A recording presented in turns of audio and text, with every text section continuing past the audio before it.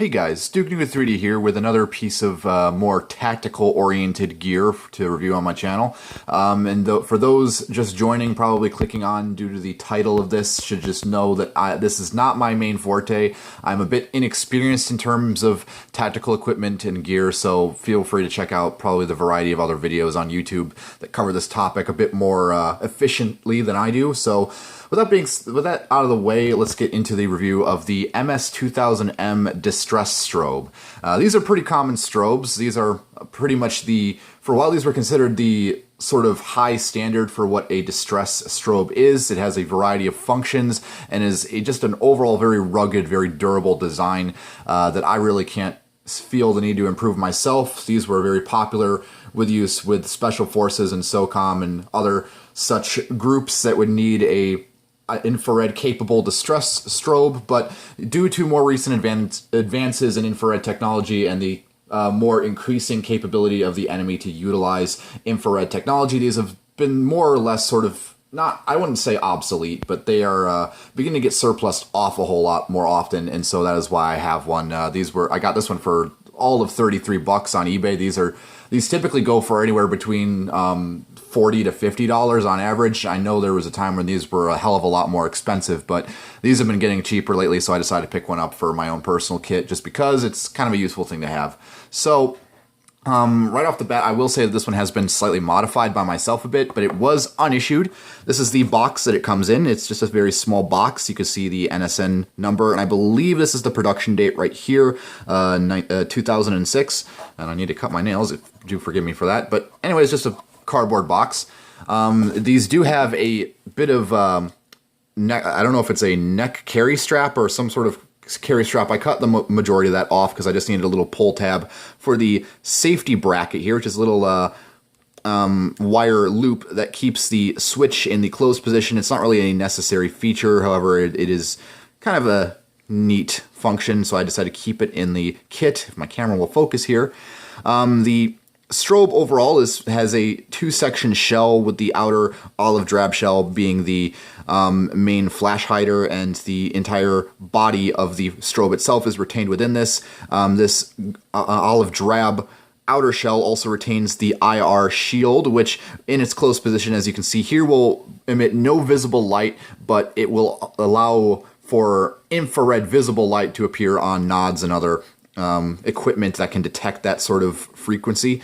Not frequency, but you get my idea. The strobe itself uses two standard AA alkaline batteries, which are conveniently imprinted on the case to indicate where they're to be inserted. As you can see, they have embossed bumps to indicate which is the positive side, which end goes in that way, and that the bottom of the battery compartment has this nicely machined aluminum or brass screw, I believe it's brass actually, that makes sure that the entire battery casing has no potential of coming off, and the entire strobe itself is waterproof up to 33 feet deep. So there is that. I will unscrew it just to show you the battery compartment because takes a little bit to unscrew. The actual battery cover has this nice waterproof rubber gasket around the periphery, and you can see the screw hole attached with a bit of steel cable, and you can see the batteries inside there. No need to remove them, not really much to see. Screwing that back down, which is pretty simple affair. You don't need to press or click anything to place. Just keep screwing until you can't really screw it all that much anymore. Doesn't need to be super tight, I would assume, just kind of snug. On the back here, you can see more markings pertaining to the manufacturer, which is FedCap Rehabilitation Services, which is the sketchiest ass company name that I've ever heard of, but more power to them. You can see the serial number, the contract numbers, etc. Not really any date from what I can see. I assume that's within the contract number, but not really a date of production.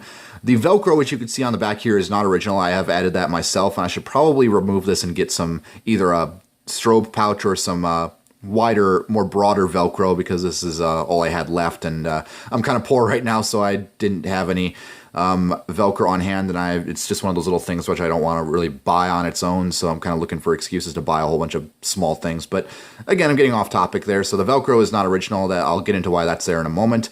Really nothing to see on this side. The IR strobe is probably a bit finicky. This is one of the finickier things to undo just because it has a tendency to jostle to one side or the other when you're trying to remove it, and there's no, you kind of have to get your thumbs up underneath here to lift that up and pull it back. You can see the, if the camera will focus, I'm trying to use a different camera for this review.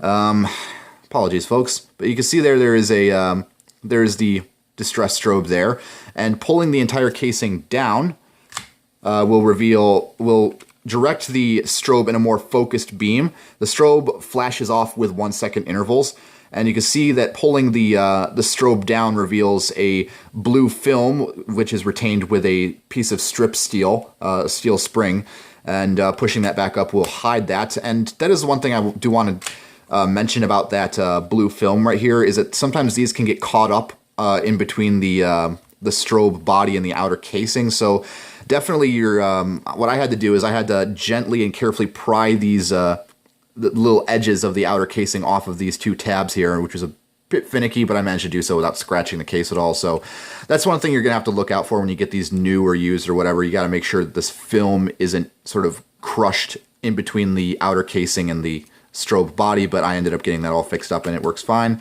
So I'm probably not going to set this thing off on videos because it is very bright, and I don't want to give any of my viewers epilepsy or anything. Not that I presume it flashes fast enough to do so, but better to be safe than sorry.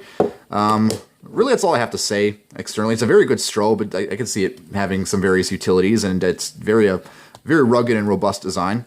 I'm very happy with it. And the main reason I added the Velcro, as mentioned before, is so you could just slap the little guy on your helmet, which I like to do with, as you can see here on my Soha modified or OpsCore modified CVC helmet, which is mostly off screen because this camera is a bit focused in. I'm not used to this setup, so that's really all I have to say on this. It's a very nice strobe. I can't really say anything good or bad about it. It just is what it is, really. I just kind of wanted to, I know a couple people were telling me I shouldn't do a review on this, so I guess I accomplished that. So again, apologies if this wasn't the most educated review. This is just more of an objective, what I think about it sort of thing. So if you have any comments, questions, corrections, or concerns, drop them down in the comments below. I'm Duke Nuka 3D, and I'll see you all later.